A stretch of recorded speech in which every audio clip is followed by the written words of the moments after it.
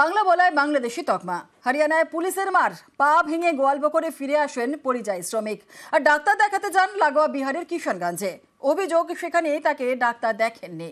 বাংলাদেশি সন্দেহে পুলিশ মেরেছে শুনে চিকিৎসা করাতে চাননি কিষানগঞ্জের ডাক্তার।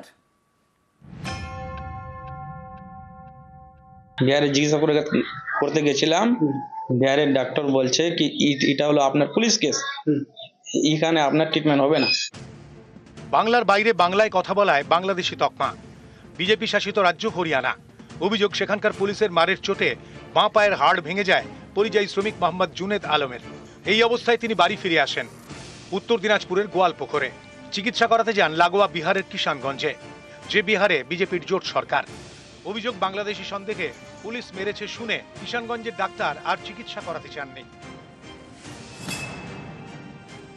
বিহারে চিকিৎসা করতে গেছিলাম, বিহারের ডাক্তার বলছে কি এটা হলো আপনার পুলিশ কেস, এখানে আপনার ট্রিটমেন্ট হবে না। ওখানে হরিয়ানার পুলিশ আমাকে বলছিল কি বাংলাদেশি তুমি, ওই জন্য মারা হয়েছিল, ওই কারণে এখানে আমার ট্রিটমেন্ট হলো না।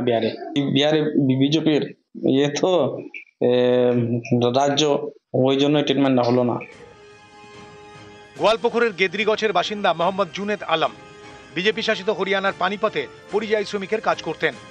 অভিযোগ বাংলায় কথা বলায় তাকে বাংলাদেশি বলে সন্দেহ করে সেখানকার পুলিশ। থানায় নিয়ে যায়।